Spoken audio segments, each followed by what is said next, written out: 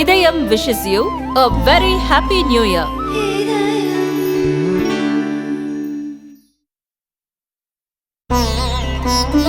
இதயம் wishes you a very happy new year.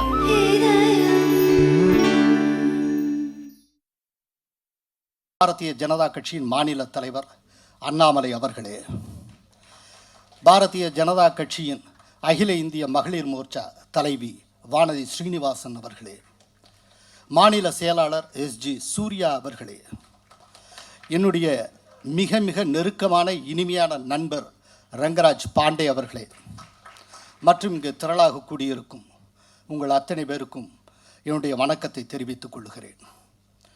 ரொம்ப தேவைப்படக்கூடிய ரொம்ப முக்கியமான காலகட்டத்தில் சாவர்கர் பற்றிய 2 நூல்கள் இங்கே வெளியிடப்படுகின்றன. ரொம்ப தேவைப்படக்கூடிய காலம்.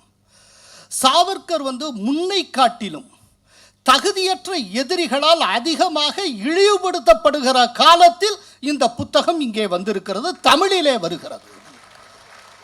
2 நூல்கள், ஒன்று அந்தமான் சிறை அனுபவங்கள், இன்னொன்று ஒரு கலகக்காரனின் கதை. அந்தமான் சிறை அனுபவங்கள் என்பது சாவர்கரை பற்றி சாவர்கரை எழுதியது. ஒரு கலகக்காரனின் கதை என்பது சாவர்கர் பற்றி எஸ்ஜி சூர்யா எழுதியது. இந்த 2ம் நமக்கு தருகிற ஒரு பிக்சர், பாடம், படிப்பினை, சகலமும் என்ன. இது ஒவ்வொரு பக்கம், அதாவது 2ம் சேர்த்து ஒரு 1000 சொச்சம் பக்கம் போகும். இதனுடைய சாரத்தை மட்டும் பகிர்ந்து கொள்ளலாம், அதுவும் சுருக்கமாக. ஏன்னா அதற்கப்புறம் வானதி ஸ்ரீனிவாசன் அவர்கள் ஆளுநர் மாளிகைக்கெல்லாம் செல்லணும், இதெல்லாம் இருக்குது. அதனால் சுருக்கமாக சொல்லிவிட்டு செல்லலாம் என்று நான் எண்ணுகிறேன். அதாவது சாவர்கர் அடிப்படையில் ஒரு தீர்க்கதரிசி. இப்போ நான் சொல்கிறது எல்லாமே அந்த புத்தகத்திலிருந்து நான் பெற்ற ஞானம், அதை சொல்லிட்டு சொல்கிறேன். அதனால் நான் இப்போ சொல்கிறது எல்லாமே அந்த புத்தகத்திலிருந்து நான் பெற்றது அப்படின்னு நீங்கள் புரிந்து கொள்ளலாம். சாவர்கர் ஒரு தலை சிறந்த தீர்க்கதரிசியாக இருந்தார். சுதந்திர போராட்ட காலத்தில் ஒரு விஷயத்தை சொல்லுவார்கள், இன்று வங்கம் நினைப்பதை நாளை இந்தியா நினைக்கும் அப்படின்னு. அதுபோல சாவர்கர் அன்று என்ன நினைத்தாரோ அதுதான் பிற்காலத்தில் வரலாறாக அங்கீகரிக்கப்பட்டது. சாவர்கர் லண்டனில் இருக்கிறார். அங்கே இருக்கக்கூடிய அந்த இந்தியா ஹவுஸில் இருக்கிறப்போ அங்கே இருக்கிற லைப்ரரியனை அவரை பேசுகிறாரு, அவரோட பழகிறார், அவரை கன்வின்ஸ் பண்ணுகிறார். தொடர்ந்து அந்த லைப்ரரியிலேயே இருக்கிறார். அங்கே இருக்கக்கூடிய கிளாசிஃபைடு இன்ஃபர்மேஷன்ஸ் அத்தனையும் டாக்குமெண்ட்ஸ்லாம் ஸ்டடி பண்ணுகிறார், படிக்கிறார். எல்லாவற்றையும் வைத்து கடைசியில் அவர் ஒரு முக்கியமான ஒரு முடிவுக்கு வருகிறார். என்னன்னா, இந்தியாவை பொறுத்தவரை இந்தியாவுடைய முதல் சுதந்திர போர் என்பதே பிரிட்டிஷ்காரர்களால் சிப்பாய் மியூட்டினி, சிப்பாய் கலகம் என்று சொல்லப்பட்ட 1857 போர்தான் என்கிற முடிவுக்கு வருகிறார். அதை சார்ந்து அவர் 1909 the Indian war of Indian independence war என்கிற புத்தகம், ஆர் 1857 அப்படிங்கிற ஒரு புத்தகத்தை அவர் எழுதுகிறார். இதில் என்ன ஒரு ஆச்சரியம்னா, அன்னைக்கு அது சிப்பாய் மியூட்டினியாக கருதப்பட்டது. அன்னைக்கு வீர சாவர்கர் அது வெறும் சிப்பாய் மியூட்டினி அல்ல, அது ஒரு சுதந்திர போராட்டத்துக்கான, சுதந்திர போருக்கான அத்தனை கேரக்டர்ஸோடையும் இருந்தது. எனவே அதுதான் முதல் சுதந்திர போர் என்று அவர் தீர்மானிக்கிறார். கடைசியில் சாவர்கர் எதை இந்தியாவின் முதல் சுதந்திர போர் என்று வரையறுத்தாரோ அதைத்தான் பிற்காலத்தில் வரலாற்று ஆசிரியர்கள் இந்தியாவின் முதல் சுதந்திர போர் என்றார்கள். அதனால்தான் அவரை ஒரு மிகப்பெரிய ஒரு தீர்க்கதரிசி என்று சொன்னேன். அதோடு மட்டுமல்ல, ஒரு சின்ன விஷயம் ரொம்ப ஆச்சரியமாக இருக்கும். இன்னைக்கு அரசாங்கத்துக்கு சொந்தமான டிவியை தூர்தர்ஷன் சொல்கிறோம் இல்லையா, இந்த தூர்தர்ஷன் என்கிற காயினேஜை கொடுத்தது வீர சாவர்கர். எப்படி ஆல் இண்டியா ரேடியோ ஆகாஷ்வாணி அப்படிங்கிறத டாகூர் கொடுத்தாரோ, டாகூருடைய ஃப்ரேஸிலேருந்து எடுத்தாங்களோ, அவருடைய பயிற்சியிலேருந்து எடுத்தாங்களோ, அதே போல் தூர்தர்ஷன் என்கிற வார்த்தையை கொடுத்தது வீர சாவர்கர். அதோடு மட்டுமல்ல, இன்றைக்கு ஹிந்துத்வா என்று சொல்லுகிறோமே, இந்த ஹிந்துத்வா என்கிற பொலிட்டிக்கல் ஃபிலாசபியினுடைய ஃபாதர் யாருன்னா அது வீர சாவர்கர். இத்தனைக்கு ஹிந்துத்வாங்கிற அந்த காயினேஜ் ஃபஸ்ட்டு எப்போ யூஸ் பண்ணப்பட்டதுன்னா 1892.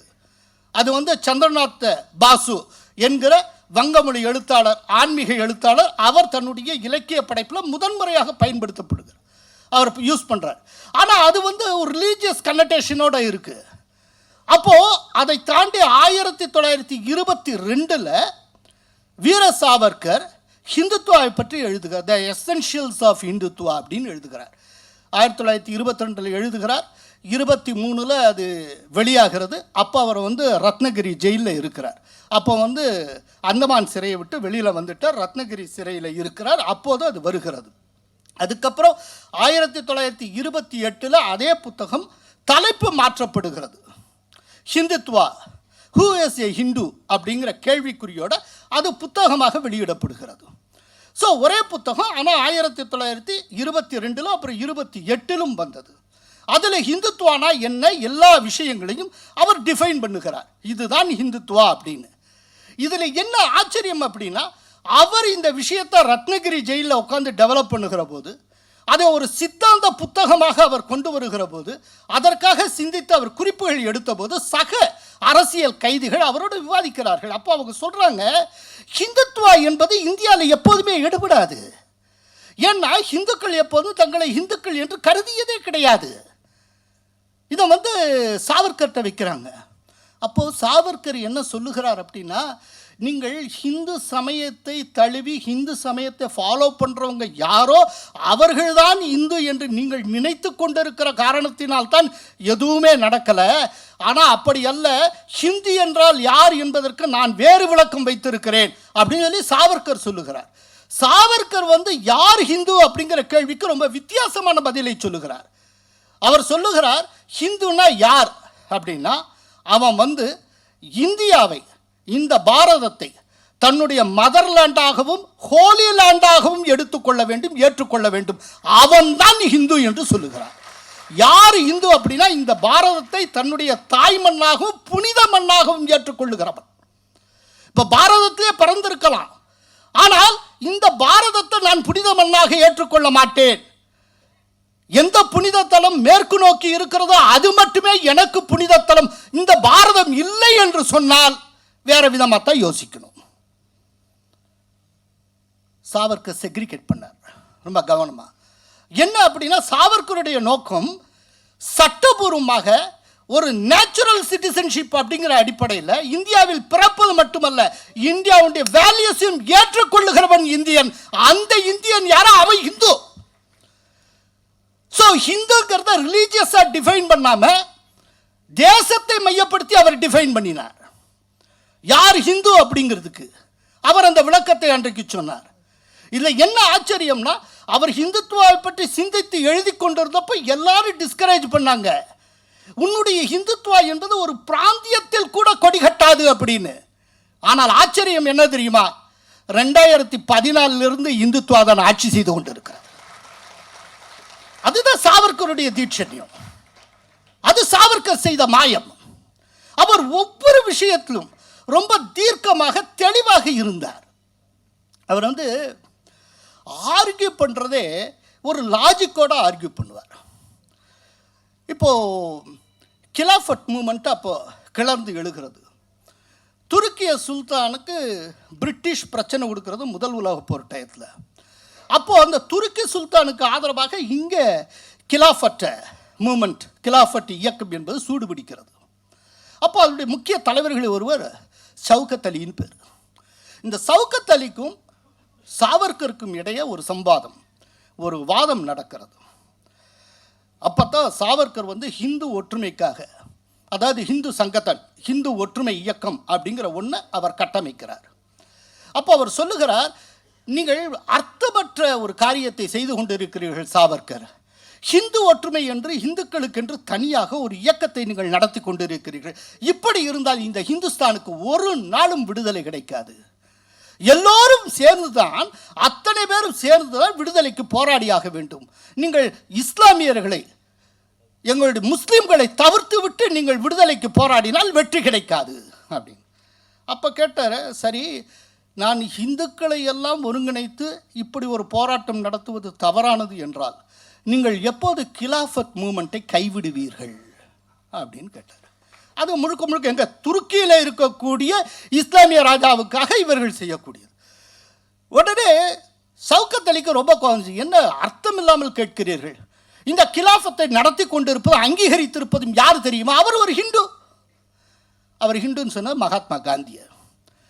ஸோ காந்தியுடைய ஆசீர்வாதத்தோட அவருடைய தலைமையின் அடிப்படையில் இருந்தாலும் அவருடைய தலைமையில் தானே நாங்களே மூமெண்ட்டை நடத்திக்கிட்டு இருக்கோம். அப்புறம் என்ன, ஒரு ஹிந்துவின் தலைமையில் தான் கிலாஃபட்டை நடக்கிறது என்கிற போது உங்களுக்கு என்ன பிரச்சனை, அதில் என்ன பிரச்சனை வந்துவிடும்?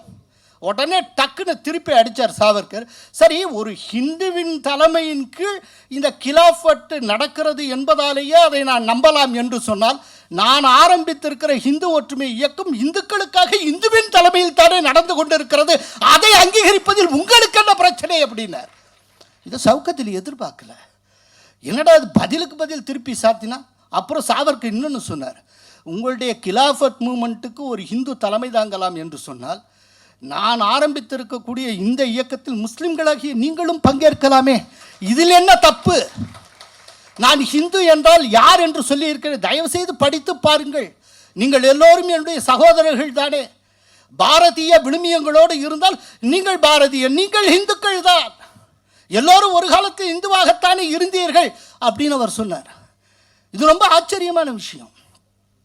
அதே போல சாவர்கர் சொல்லியிருக்க பல்வேறு விஷயங்கள், அதாவது இப்போது இன்னும் கொஞ்ச நாளில் கூட்டணி பற்றி எல்லாரும் பேச ஆரம்பிச்சிருவோம். எலெக்ஷன் வரப்போகுது. கூட்டணி பற்றி சாவர்கர் முன்னாலேயே ஒன்று சொல்லியிருக்கிறார், ஒரு சூத்திரம். If you come with you, if you don't without you, if you oppose in spite of you. வந்தேனா உன் கூட, வல்லையா நீ இல்லாம, எதிர்த்தேனா உன்னையும் மீறி. இது சாவர்கர் சொன்னது. இந்த மேடையில் நிறைய பிஜேபி லீடர்ஸ் இருக்காங்க, எல்லோருமே நினைவில் வச்சுக்க வேண்டிய ஒரு விஷயம். சாவர்கர் என்னைக்கும் சொல்லிட்டு போயிருக்கிறார், நம்ம எல்லாத்துக்கும் வழிகாட்டக்கூடிய ஒரு விஷயம். அதற்காக சொல்லி இதனால்தான் அவரை சாவர்கரை வந்து தீர்க்கதரிசி அப்படிங்கிறேன். அவர் வந்து கப்பலில் கொண்டு வராங்க, பிரிட்டிஷ் கப்பலில் ஏற்றி கொண்டு வராங்க. பிரான்ஸ் துறைமுகத்தில் நிற்கிறது, திடீர்னு தப்பிச்சு ஓடுகிறார். அதில் இருக்கக்கூடிய ஒரு ஜன்னல் வழியாக நீச்சல் அடித்து வெளியில் வந்துடுறாரு. கரைக்கு வந்து சேர்ந்து விடுகிறார், தப்பித்து விடுகிறார். எல்லாம் நடக்குது. நடந்தால் உடனே பின்னால் இந்த பிரிட்டிஷ் கப்பலில் வந்து இவரை பாதுகாப்புடன் கூட்டி கொண்டு வந்த அந்த காவலர்கள், பிரிட்டிஷ் காவலர்கள் ஓடி வர்றாங்க. அதுக்குள்ளே இவர் வந்து பிரெஞ்சு மண்ணுக்குள்ளே வந்துடுறார், அதாவது பிரெஞ்சு நாட்டினுடைய துறைமுகத்தில் இருக்கிறார். இப்போ பிரெஞ்சு போலீஸ் அங்கே நிற்குது. நிற்கிறப்போ இவர் இங்கிலீஷில் சொல்லுகிறார், நான் உன்ட்ட பொலிட்டிக்கல் அசைலம் கேட்குறேன், தயவுசெய்து என்னை விட்டு அலோ பண்ணு அப்படின்னு. அதுக்குள்ளே பிரிட்டிஷ்காரன் அந்த போலீஸ் வந்து ஃப்ரெஞ்சு போலீஸ்கிட்ட பேசுகிறாங்க. இதில் வந்து ஒரு மொழி பிரச்சனை. டக்குன்னு அந்த ஃப்ரெஞ்சு போலீஸ் வந்து பிரிட்டிஷ்காரர்கள்ட்ட சாவர்கரை ஹேண்ட் ஓவர் பண்ணிடுறாங்க. இதில் என்ன ஐடியா இருந்ததுன்னா, அவர் வரணும், வந்ததும் மேடம் காமா அம்மையார், அங்கே இருக்கக்கூடிய இவர் வீரேந்திர சட்டோபாத்யாயா, இவர்களெல்லாம் கரெக்டாக காரில் வந்து அவரை பிக்கப் பண்ணிட்டு போகிறதாக பிளான். அவர்கள் வர்றதுக்கு ஏதோ ஒரு காரணத்தில் டிலே ஆச்சு. அந்த டிலேனால் மீண்டும் சாவர்கர் பிரிட்டிஷ்காரர்கள்ட்ட மாட்டிக்கொள்ளுகிறார். அவர் மட்டும் மாட்டிக்காமல் இருந்திருந்தால் சரித்திரமே வேறாக மாறி இருக்கும், அது வேற விஷயம். அவர் மாட்டிக்கொள்ளுகிறார். மாட்டிட்டு திரும்ப அவரை பிடிச்சு கொண்டு போய் கப்பலில் ஏற்றி அடைச்சி பெரும் பாதுகாப்போட கப்பலில் அவர் வந்து ஏற்றுறாங்க. அந்த சூழ்நிலையில் சாவர்கர் ஒரு கவிதை எழுதுகிறார். அந்த கவிதையில் அவர் சொல்லுகிறார், என் செயல்கள் எல்லாம் என்னிடம் ஆரம்பித்து என்னிடமே முடிந்து விடுகின்றன. என்னை ஒழிக்கும் எதிரி இன்னும் பிறக்கவில்லை. அவர் சொன்ன வார்த்தை. அது என்ன ஆச்சரியம் தெரியுமா? கடைசி வரைக்கும் அது நடந்தது. அவரை ஒழிக்கும் எதிரி அவருக்கு பிறக்கல. அது வந்து என்னன்னா அந்த டோன், அந்த அந்த கவிதையினுடைய துவனி இருக்கு இல்லையா, அந்த அந்த அந்த பொலிட்டிக்கல் டோன் அவருடைய லைஃப் முழுக்க கூட வந்தது. அவரை ஒழிக்கும் எதிரி இன்னும் பிறக்கவில்லை அப்படிங்கிற விஷயம். அவருடைய இறப்பு அந்த மாதிரியே நடந்தது. 1966 பிப்ரவரி. இன்னும் முடிக்கணுமா? ஒரு 5 நிமிஷம் ஆகும். நல்ல புக்கை பற்றி நல்ல விஷயமா பேசிகிட்டு இருக்கேன். ஓகே, அதாவது 1966 பிப்ரவரி 1 அவர் இனி வாழ்க்கையை நீட்டித்துக் கொள்ள வேண்டாம், இறப்பது என்று முடிவு செய்கிறார். இனி உணவு சாப்பிடுவதில்லைன்னு சொல்லி உணவை துறக்கிறார். 28 இறந்துறார் 1966. ஒரு ஆச்சரியம் என்னன்னா, சாவர்கரின் இறப்பை சாவர்கர் தான் தீர்மானித்தார். சாவர்கரின் இறப்பை தீர்மானிக்கக்கூடிய உரிமையை யமதர்மனுக்கு கூட சாவர்கர் விட்டு கொடுக்கவில்லை. அதனால தான் சொல்றேன், அந்த வரி, என்னை ஒழிக்கும் எதிரி இன்னும் பிறக்கவில்லை. யமதர்மன் உள்பட யாரும் கிடையாது, அவர் தான் டிசைட் பண்ணார். அதுதான் சாவர்கர். கடைசியா ஒரே ஒன்று முடிக்கிறதுக்கு முன்னால எல்லாரும் கேட்டுக்கிட்டு இருக்க ஒரு முக்கியமான இந்த கிளெமன்சி பெட்டிஷனை பற்றி சொல்லிட்டு போயிடுறேன். ஏன்னா சாவர்கரை பற்றி பேசிட்டு கிளெமன்சி பெட்டிஷன் பற்றி சொல்லலைன்னு வச்சுக்கோங்களேன், ஜென்மசாபல்யமாகாது. அதாவது இங்கே அத்தனை பேருமே கொச்சைப்படுத்தி கொண்டிருப்பது, சாவர்கர் மன்னிப்பு கடிதம் எழுதினார். ஆனால் அதை யார் சொல்லுகிறார் அப்படின்னா ராகுல் காந்தி சொல்லுகிறார். இதான் என்ன ஒரு ஆச்சரியம்னா, அதாவது மோடிங்கிற பெயரோட வர்றவங்க எல்லாம் திருடனாக இருக்கிறார்கள் சொல்லி மோடிங்கிற கம்யூனிட்டியை இழிவுபடுத்தி பேசி, அதற்காக அங்கே இருக்கக்கூடிய கீழமை நீதிமன்றத்தினால குற்றம் நிரூபிக்கப்பட்டு தண்டிக்கப்பட்டு, அதுக்கப்புறம் அதை எடுத்து செஷன்ஸ் கோர்ட்டில் அப்பீலுக்கு போய் அங்கேயும் தண்டனை உறுதி செய்யப்பட்டு, அப்புறம் அதை எதிர்த்து குஜராத் ஹைகோர்ட்டுக்கு கேஸ் போட்டு அங்கேயும் தண்டனை உறுதி செய்யப்பட்டு, அதுக்கப்புறம் சுப்ரீம் கோர்ட்டுக்கு போய் அங்கே இந்த தண்டனை தற்போது நிறுத்தி வைக்கப்பட்டிருக்க, இன்னும் தீர்ப்பே வரல. யோசிச்சு பாருங்க, ஒரு நாள் கூட ஜெயிலுக்கு போகல ராகுல் காந்தி. ஒரு நாள் அளவுக்கு கூட சிறைக்கு போய்விடக் கூடாது என்பதற்காக சட்டம் கொடுத்த அத்தனை வாய்ப்புகளையும் பயன்படுத்தி கொண்ட ராகுல் காந்தி 11 ஆண்டு காலம் அந்தமான் சிறையில் இருந்த ஒருவர் தனக்கு கொடுத்த வாய்ப்பை பற்றி, அந்த உரிமையை பயன்படுத்திய பற்றி 100 கேள்வி கேட்டுட்டு இருந்தார். அன்றைக்கி என்னென்னா, அந்தமான் சிறை கைதிகள் அவங்களுக்கு ஒரு உரிமை உண்டு, சில முன்னிபந்தனை, இத்தனை வருஷம் செலவழிச்சிருந்தா இத்தனை இது இருந்தால் அவர் அப்ளை பண்ணலாம், கிளெமன்சி பெட்டிஷன் போடலாம், அது கன்சிடர் பண்ணுவாங்க அப்படின்னு. அதை அவர் கன்சிடர், அது என்னன்னா அவருக்கு ஒரு நோக்கம் இருக்குது. என்னன்னா, நீங்கள் சிறையிலேயே இருந்தால் எப்படி இந்தியாவுக்கு சேவை செய்வீர்கள், வெளியில் வரணும் அப்படின்னு ஆசைப்பட்டார். அப்போ அந்த வாய்ப்பை பயன்படுத்தி கொண்டார். சட்ட ரீதியாக ஒரு கைதிக்கு கொடுக்கப்பட்டிருந்த உரிமையை அவர் பயன்படுத்தி கொண்டார். இதே உரிமையை இங்கே கப்பலோட்டிய தமிழ வாவு சிதம்பரனார் அவர்கள் பயன்படுத்தி இருக்கிறார். அவ்வளோ வேண்டாம், நேரு அவர்கள் 2 நாள் ஜெயிலுக்கு போனதுக்கு அவங்க அப்பா மோதிலால் நேரு கிளெமன்சி பெட்டிஷன் போட்டு திரும்ப அவரை மீட்டு கொண்டு வந்தார். ஆனால் சாவர்கர் 11 ஆண்டு காலம் அந்தமான் சிறையில் இருந்தார். அவரை கோழம் மாதிரி சித்த. ஆக்சுவலாக அவர் எப்படிப்பட்ட வீரன்கிறதுக்கு ஒரே ஒரு உதாரணம், தன்னை லண்டனில் தேடுறாங்க, நாசிக் கலெக்டருடைய படுகொலை தொடர்பாக லண்டனில் தன்னை வலைவீசி தேடுகிறார்கள் என்பது சாவர்கருக்கு தெரிந்தபோது, சாவர்கர் இருந்த இடம் பாரிஸ். அந்த டயத்தில் அவர் தைரியமாக லண்டனுக்கு போகிறார். அப்போ மேடம் காமா அம்மையார் உள்பட வாவே செய்யர், வேண்டாம் இந்த நேரத்தில் லண்டனுக்கு போகாதீங்க, உங்களை தேடிக்கிட்டு இருப்பாங்கன்னு சொல்கிறாங்க. அதை விடுத்து அவர் போகிறார். போய் அவர் விக்டோரியா டெர்மினலில் அந்த ரயில்வே ஸ்டேஷனில் இறங்குகிறார். அவரை கண்டுபிடிச்சிட்டாங்க. அதுவும் நம்ம தேடிட்டு இருக்க இந்த சவர்கர் இவர் தான் அப்படின்னு. உடனே சவர்கர் எங்கேயும் ஓடலை. எல்லாரும் பார்த்து அந்த போலீஸை பார்த்து, ஆமாம் நான் தான் சாவர்கர், என்ன அப்படின்னு அவர் கேட்டார். அவர் அங்கே அரெஸ்ட் ஆனார். அன்றைக்கு நினைத்திருந்தால், சாவர்கர் நினைத்திருந்தால், ஒரு சுகமான வாழ்க்கையை பிரெஞ்சுக்கு கீழே இருந்த பிரான்ஸ் தேசத்தில் பாரிஸில் அருமையாக வாழ்ந்திருக்கலாம். சிக்கலான காலகட்டத்தில் லண்டனுக்கு போய் கைதானவர் சாவர்கர். அதனால் சாவர்கரை பற்றி பேசுறதுக்கே ஒரு தனி தகுதி வேணும். எந்த தகுதியும் இல்லாதவர்கள் பேச முடியாது. அப்படிப்பட்ட ஒரு மாபெரும் மனிதர் சாவர்கர். ஸோ இந்த சாவர்கரை பற்றி ரொம்ப சரியான நேரத்தில் மிகச்சிறந்த புத்தகத்தை எஸ்ஜி சூர்யா அவர்கள் தந்திருக்கிறார்கள். உண்மையிலேயே இந்த 2 நூல்களுக்காக தமிழகம் கடமைப்பட்டிருக்கிறது. தமிழகம் பட்டிருக்கும் அந்த கடனை அரசியல் ரீதியாக எஸ்ஜி சூர்யாவுக்கு தமிழகம் திருப்பி கொடுக்க வேண்டும். நன்றி, வணக்கம்.